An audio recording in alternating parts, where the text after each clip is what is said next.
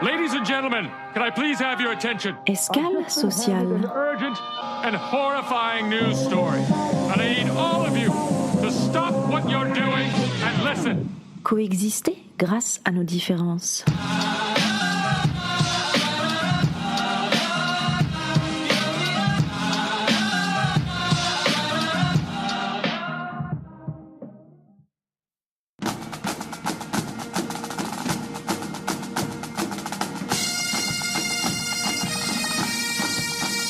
Vous reconnaissez ces sonorités ? Nous sommes en péninsule bretonne, terre de légendes et refuge des traditions celtiques. Chez nous, des bataillons de nuages ratissent le ciel. Le vent du large souffle par rafales. Du nord au sud, les embruns vous fouettent le visage. Ici, on se réjouit de voir l'océan déchaîné.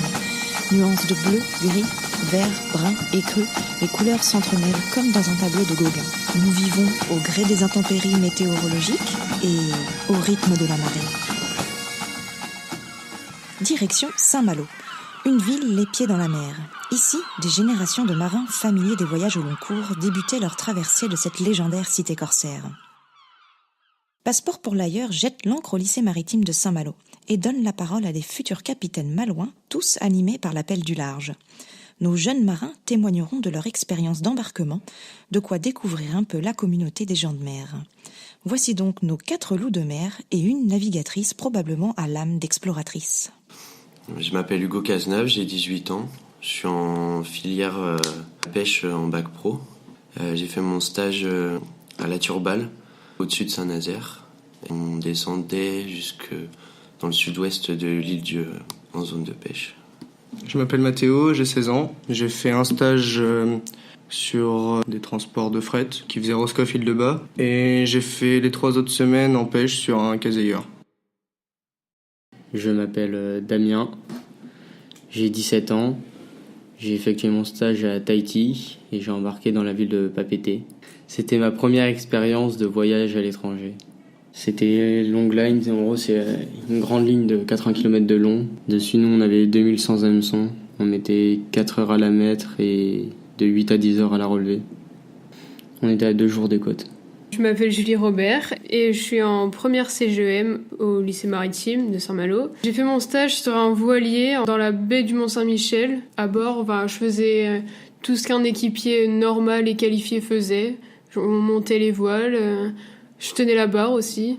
C'est une association qui a recréé une ancienne bisquine de l'ancien temps, qu'on a refait un bateau pour qu'on se souvienne de ce que c'était, de leur culture, etc. Une bisquine, c'est un bateau de pêche qui pêchait des huîtres. Boris, 18 ans. J'ai effectué mon stage sur l'abbaye Bourbon à Brest. C'est un remorqueur d'intervention, d'assistance et de sauvetage. Une fois qu'on atteint des rafales supérieures à 30 nœuds, du coup on est en alerte météo au mouillage. On est en relation avec le COM, le centre des opérations maritimes, et ils nous signalent ou des bateaux stoppés dans le rail d'Ouessant ou autre. Et si leur position devient dangereuse par rapport aux autres bateaux ou s'ils sont en difficulté de manœuvre, et alors là ils nous préviennent et on intervient pour effectuer un remorquage et les ramener soit dans le port le plus près, soit dans le port qui peut les accepter. Par exemple, si c'est un méthanier, on va pas pouvoir le faire rentrer plein à Brest par exemple. Il faudra qu'on le ramène soit au Havre, soit ça dépend, on peut pas les ramener où on veut. Et vivre ensemble à bord d'un bateau avec le même équipage pendant un certain temps, ça se présente comment ? J'avais une cabine, j'étais sur le bateau. On avait des cabines individuelles. C'était un équipage de 12 personnes. On parlait beaucoup plus, il y avait beaucoup plus de rapports entre nous. Par exemple, l'année dernière, j'étais sur un ferry. On était 160 membres d'équipage, c'était pas du tout pareil pour discuter avec tout le monde, apprécier tout le monde même.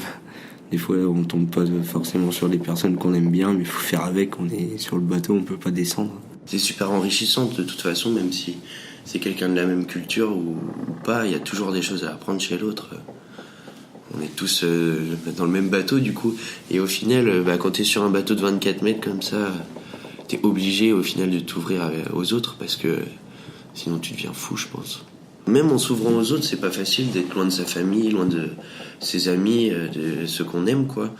Parce que y a la distance, et puis on peut même pas passer un coup de téléphone, envoyer un message.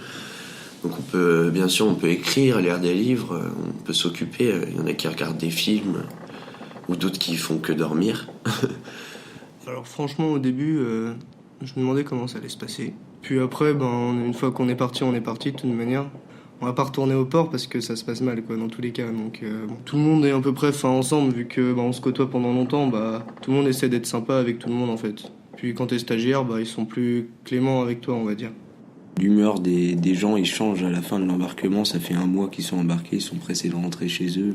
Et c'est plus compliqué peut-être de rigoler sur certains points qu'en début d'embarquement, quoi. Quand ils viennent d'arriver, ils sont contents de retrouver tous leurs collègues et tout. En fin d'embarquement, c'est un peu plus tendu, quoi. Et pour Damien, notre humble penseur silencieux exilé à Tahiti, Ils étaient 5 à bord, c'était une famille. C'est différent d'ici, quoi. Rien que l'ambiance à bord et tout. C'est plus familial, c'est plus chaleureux, on rigole tout le temps, toujours joyeux. C'est différent. À bord, là, pendant la deuxième partie, on pêchait pas ni rien, quoi. Ici, beaucoup de personnes auraient fait la gueule, quoi, parce que c'est sur la paye en moins. Et là-bas, non, ils avaient le sourire. On continue à espérer, quoi. et sinon, il semblerait qu'on passe le temps comme on peut et qu'on mange plutôt pas mal. J'ai mangé de l'encornet farci avec une sauce à l'armoricaine. Oh, le cuistot, du coup, c'était le mécano à bord. Oh, c'est un truc de ouf. Vraiment, je prenais des kilos en allant en mer alors qu'on bossait comme des fous. Le soir, après notre journée de travail, quand on est au mouillage, on va dehors, on pêche du pont. Ça nous passe le temps, on discute. Et voilà. On a fait une raclette un soir et puis il y avait une bouteille de rouge. Du coup, on l'a bu avec les gars. Et on s'est tapé un délire. On a écrit une lettre et puis on l'a envoyée à la mer. Et vivre à terre et vivre à bord, qu'en pense-t-il ? Sur le bateau, t'es pas obligé d'être réservé, quoi. T'es obligé de te lâcher ou sinon t'es à l'écart, quoi. Alors qu'à terre, tu peux être réservé un minimum, quoi. Je suis réservé, sur le bateau, j'y étais pas du tout parce qu'avec l'équipage, ils ont réussi à me mettre à l'aise et tout avec la bonne humeur, quoi. Et après, à terre, ça dépendait avec qui j'étais, quoi. Mais sinon, ouais, parce que sinon après tu restes dans ton coin, c'est pas terrible. Et non, la vie, elle est vraiment pas pareille à terre et à bord. C'est totalement différent. C'est pour ça que c'est pas mal aussi, parce que ça te permet de te dépayser totalement. Il y a rien autour de toi. T'es juste sur ton bateau et c'est fantastique, quoi. Les paysages, les couchers, les levées de soleil, c'est super joli. D'ailleurs, pourquoi nos petits mousses se sont investis dans cette voie professionnelle ? Voyager, je pense que le marin c'est le meilleur métier pour voyager beaucoup, puis découvrir des cultures et tout. Et plus tard, je m'imagine sur un bateau qui va traverser le monde entier. J'ai envie de profiter de ma vie, on va dire, et j'ai envie justement de découvrir tous les pays, parcourir le monde, quoi. Le navire, il est là, et puis il tape dans les vagues, et tu vois tout qui arrive, et je sais que quand j'étais sur le Caseilleur, je me suis dit, voilà, là c'est sûr, je vais faire marin, quoi. C'est ce que je me suis dit quand j'étais en mer, en fait. J'ai choisi le métier de marin aussi parce que je voulais beaucoup voyager, découvrir d'autres cultures. Non, moi, je voulais pas faire ça du tout. Au début, je voulais être pilote de ligne, moi. J'avais envie de piloter un gros truc. D'accord, Boris. Et alors, Damien ? C'est calme, je sais pas, ça détend. Ouais, moi, ça me détend. J'aime bien être sur l'eau, quoi. À un moment, le ciel était orange. C'était jamais le même coucher de soleil. C'était toujours différents couchers de soleil, mais tous aussi magnifiques. D'autre part, bien que les activités maritimes se soient féminisées depuis une bonne trentaine d'années, la représentation des femmes dans ce secteur reste relativement minoritaire. Écoutons Julie. Quand je suis arrivée l'année dernière, j'ai été surprise de voir qu'il y avait que des garçons, mais je me suis vite habituée, entre guillemets, parce qu'ils sont gentils, ils sont pas méchants, quoi. Je pensais que ça allait être plus restreint pour les filles. Tout le monde disait pour les filles, il n'y a pas ça, il n'y a pas ça. Alors qu'en fait, je me rends compte que les filles, elles font autant que les garçons, voire même plus des fois. Femme, marin, pour moi, ça me fait pas peur de m'éloigner, on va dire. Même avoir une vie de famille, c'est pas un truc qui me dérangerait. Après, quand on rentre dans une école comme ça, ou même dans un métier comme ça, c'est le premier truc à pas avoir peur, on va dire. C'est voyager, c'est quand même beau. Durant l'interview, chacun d'entre eux ont aussi évoqué leurs inquiétudes liées à leur métier. Hugo s'est livré avec beaucoup d'humilité sur la protection du littoral et des océans. Pêche électrique, recherche sur les barrières de corail, recyclage des déchets. 1h30 d'entretien débordant d'engagement et d'amour pour son littoral. Pour moi, c'est quelque chose qui nous est offert et quand tu vois les réactions de certains mecs à bord qui balancent tout et n'importe quoi, mais on remonte des trucs mais dégoûtants, que ce soit des canettes de coca, on a remonté un obus aussi. Et en fait, au niveau de l'environnement et de la faune marine et même des algues, tout ça, on ne devrait pas altérer ce cycle-là parce que c'est quelque chose de réglé comme du papier à musique et on est en train de tout détruire. Boris aussi se pose des questions d'un tout autre aspect. Est-ce que je vais revenir? Ouais, je me suis déjà posé la question, ouais. Ça arrive pas qu'aux autres, hein.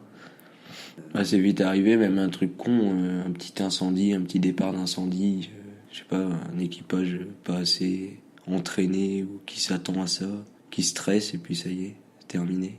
Et le mal de mer dans tout ça?